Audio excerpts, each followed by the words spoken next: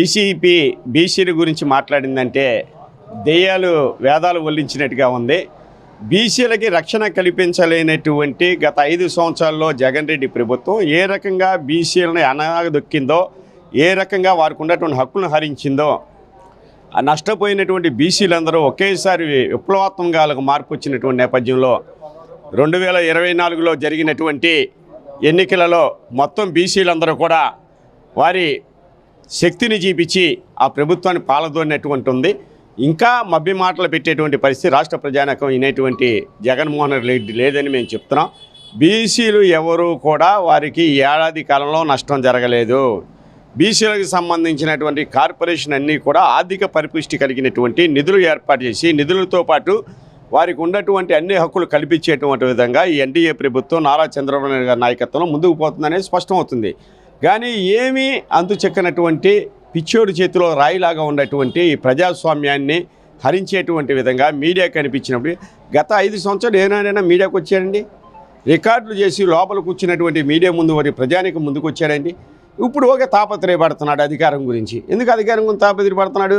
ప్రజలు ఈ 11 స్థానాలు కూడా ఎవరో రాబోయేటువంటి రోజుల్లో వైఎస్ఆర్సీపీ అనేది అసలు చరిత్రలో నిలిచిపోయేటువంటి విధంగా గతంలో ఉండే తప్ప ఇప్పుడు వర్తమానంలో లేదు, భవిష్యత్తు లేదు దానికి అనేటువంటి అనుద్దని చెప్పి బీసీ కార్డుతో రావాలని చెప్పేసి ఒక ప్రయత్నం చేస్తున్నాడు తప్ప ఎక్కడా కూడా బీసీ సంఘాలు కానీ, బీసీ కులానికి సంబంధించిన వ్యక్తులు కానీ, 153 బీసీ కులాలకు సంబంధించినటువంటి వారు కానీ ఎక్కడ స్పందించలేదంటే ఏ రకంగా బీసీలు అతను యావగింపజేస్తున్నారో, బీసీలు దూరం చేస్తున్నారో, బీసీలు వైసీపీకి ఎలా దూరం అవుతున్నారో స్పష్టమైంది. దీనిలో పిచ్చోడు మాట్లాడినట్టు మాట్లాడి ఇప్పుడు ఆ పార్టీలో ఉన్నప్పుడు కొన్ని మాటలు వస్తూ ఉంటాయి. అది ప్రజల విజ్ఞతకి, వారి రాజకీయ భవిష్యత్తుకి వదిలేసేటువంటి పరిస్థితి. వారు జరిగినట్టు గుర్తింపు కావాలి, ప్రజానీకంలో వాళ్ళకి ఆకాంక్షించింది ఏదో గుర్తింపు రానప్పుడు మాట్లాడేటువంటి మాటలని భుజానేసుకుని మాట్లాడటం సరైనది కాదు. ఇది ఏదనేది రాష్ట్ర ప్రజానీకం మొత్తం చూస్తుంది. విజ్ఞులైనటువంటి చైతన్యవంతులైనటువంటి బీసీలందరూ కూడా దీని మీద పూర్తి స్థాయిలో అవగాహన కలిగి ఉన్నారు.